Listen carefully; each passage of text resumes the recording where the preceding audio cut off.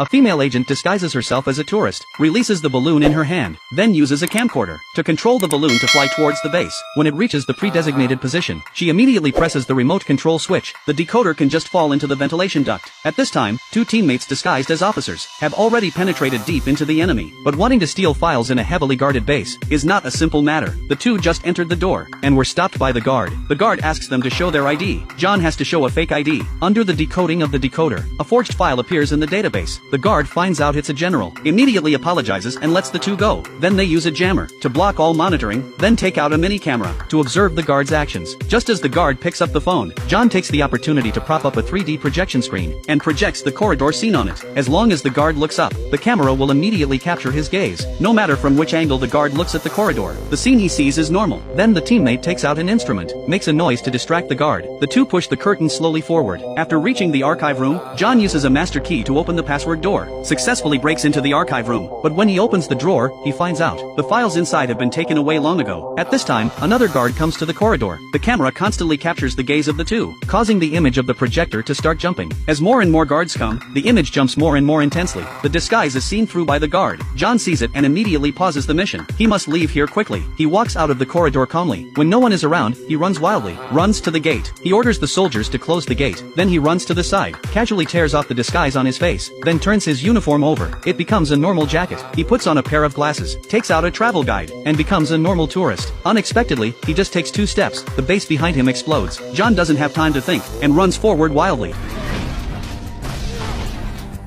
When he wakes up again, he is already in the hospital. Fortunately, he ran fast enough, and nothing happened. But his uniform exposed him. The police chief thinks John is the terrorist who caused the explosion, and handcuffs him to the hospital bed. But this can't stop John. He takes a paperclip from the medical record. In just the time the police chief talks, John disappears from the hospital bed. He stands on the eaves outside the window, tears off his belt, then jumps, uses the wire to slide onto a moving van, then rolls forward, unloads the impact of landing, successfully escapes from the police chief. The fleeing John casually takes off a coat, covers himself, takes a phone from the table, and calls the rescue phone for the spy organization. It turns out, today's action is someone setting him up. The enemy first stole the nuclear missile launch code. The purpose is to launch a nuclear war, and what John has to do is to prevent this war. A regular contact lens, worn on the agent's eye, becomes a camera. As long as you enter the target's name in the phone, the lens can automatically search and lock the target in the crowd. The agent turns the ring and exposes a poison needle, takes the opportunity to stab it into the back of the hand when the target opens the door. The target soon feels dizzy. The agent immediately helps the target to a chair nearby, takes off his hat and covers it on the target's head, then casually takes away his confidential documents. Unexpectedly, an originally simple interception task, a female assassin popped up halfway.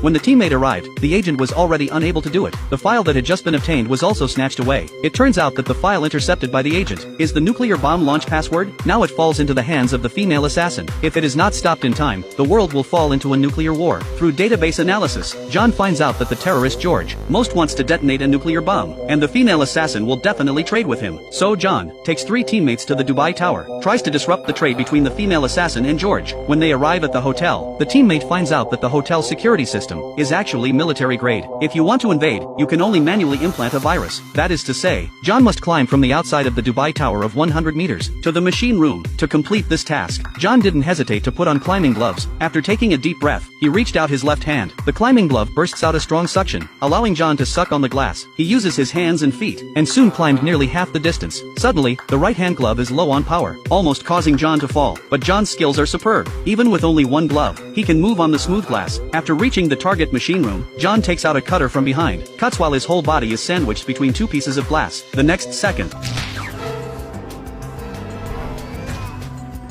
John, who almost fell, decides to enter the machine room in another way. He sucks his left hand on the glass, then kicks hard with both feet. John doesn't dare to delay, quickly finds the server, implants the virus into the network. The teammate successfully connects the hotel's elevator and camera. But the problem arises again. How does John go back? He throws out a rope, uses the swing method, and returns to the hotel room.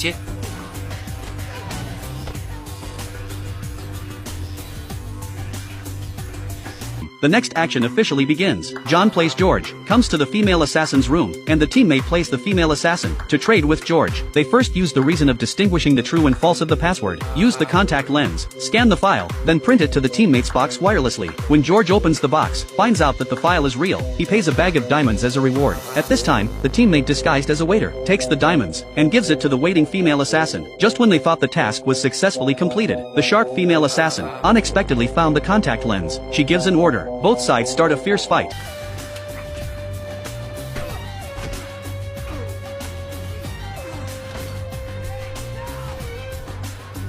When several people solve the female assassin, George has already run out of the door. John immediately rushes out. Unexpectedly, a sandstorm comes. Fortunately, the teammate installed a locator in the box in advance. Even in the sandstorm weather, John can track George. Unfortunately, when John finally caught up with George, he found that he had already got into a truck and ran away. Before John could react, George invaded the satellite network, pretended to be the president and gave the submarine a launch order. Just listen to a loud noise. The nuclear bomb rushes into the sky.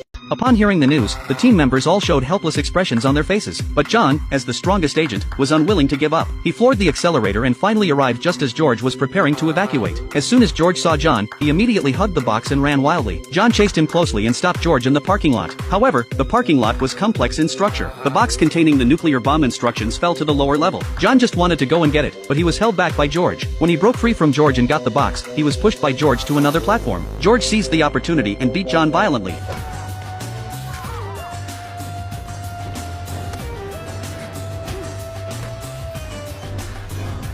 John just wanted to grab the box, but unexpectedly, George, in order to let the nuclear bomb explode smoothly, actually hugged the box and jumped down from the 5th floor. He would rather jump off the building than let John get the box. The nuclear bomb was about to hit the ground, and John didn't have time to think. He got into a car, took a deep breath, and floored the accelerator.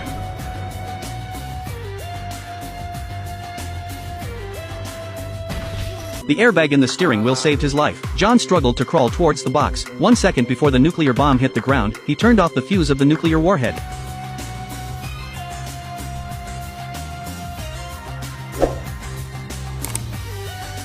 John once again completed an impossible task, but what awaits him are many extreme tasks.